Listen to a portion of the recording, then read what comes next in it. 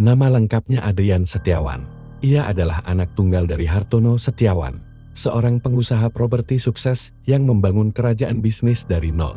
Keluarganya tinggal di sebuah villa mewah di daerah Lembang, Bandung, dikelilingi hutan pinus dan udara dingin pegunungan. Kehidupan Adrian tampak sempurna di mata siapapun. Mobil sport, sekolah internasional, liburan ke luar negeri, semua ada dalam genggaman. Namun, ada yang aneh dari sikap Adrian. Setelah ulang tahunnya yang ke-17, ia mulai sering murung, bicara sendiri, bahkan kadang tertawa tiba-tiba saat sedang sendirian.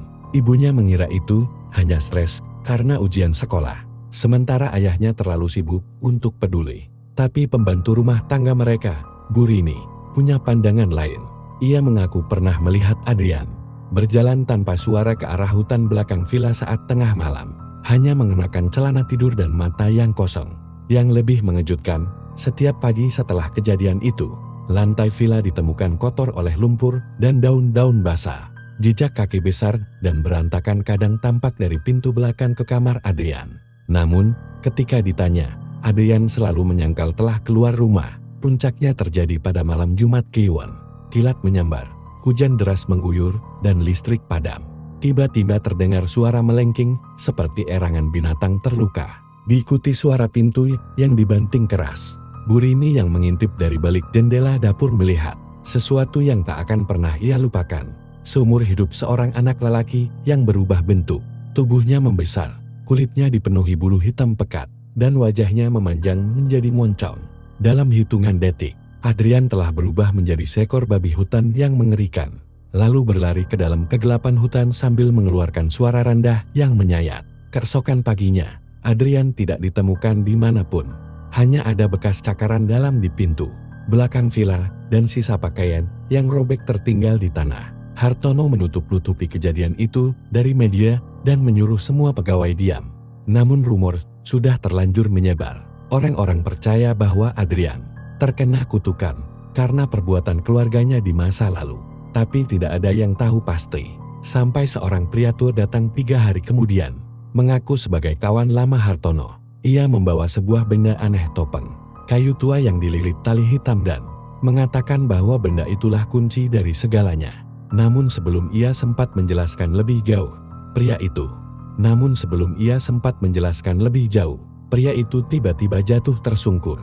Mulutnya berbusa, matanya membelalak ke arah langit-langit rumah, dan tubuhnya kejang-kejang seperti disetrum sesuatu yang tak terlihat.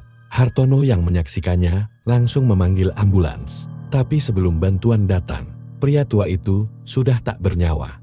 Yang membuat semuanya lebih mengerikan adalah benda yang dibawanya topeng.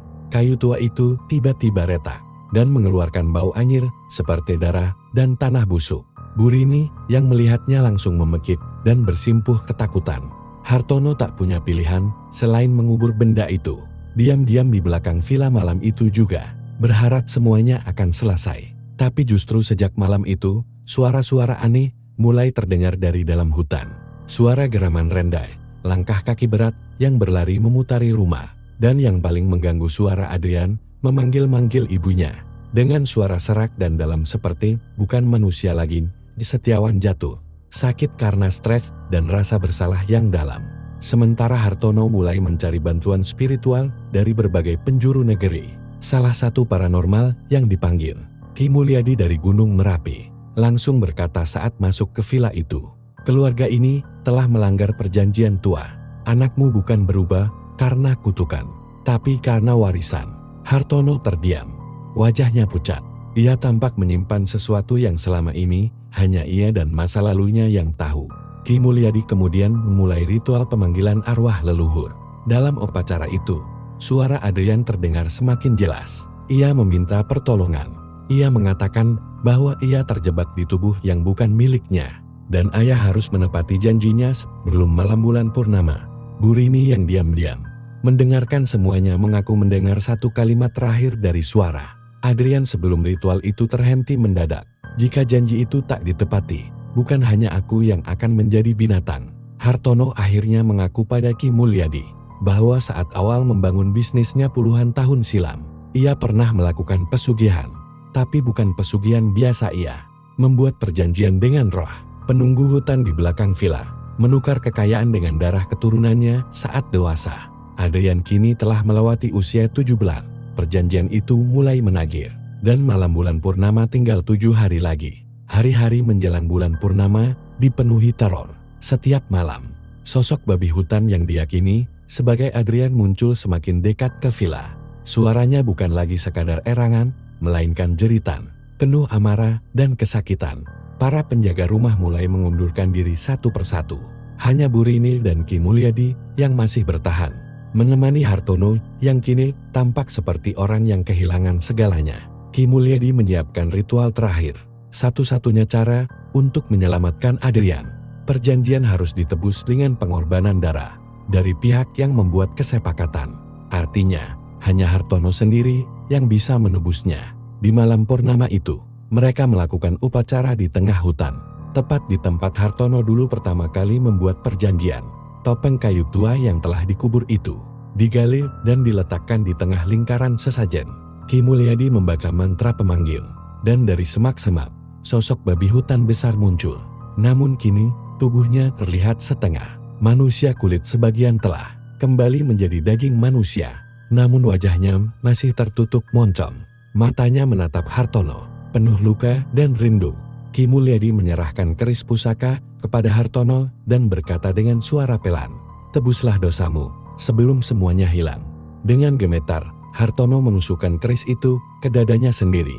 Darah mengalir deras ke tanah, menyatu dengan tanah ritual yang dulu ia gunakan untuk bersumpah. Jeritan panjang terdengar dari tubuh babi hutan, lalu cahaya merah menyilaukan, meledak dari dalam lingkaran. Saat cahaya meredup, tubuh babi hutan itu menghilang. Di tempatnya berdiri seorang anak remaja tergeletak tak sadarkan diri. Itu Adrian, dalam wujud manusia, telanjang dan lemah, tapi hidup. Bu Rini menangis. Ki Mulyadi menundukkan kepala. Hartono terbaring tak bernyawa, namun wajahnya tenang untuk pertama kalinya sejak bertahun-tahun. Adrian akhirnya diselamatkan, tapi luka dari kejadian itu tak akan pernah hilang. Villa mereka dikosongkan dan dijual. Adrian pindah ke kota lain untuk memulai hidup baru. Ia tak pernah bicara banyak tentang masa lalunya kecuali satu kalimat yang selalu ia ucapkan ketika orang bertanya mengapa ia begitu pendiam. Beberapa warisan lebih baik tidak pernah diwariskan.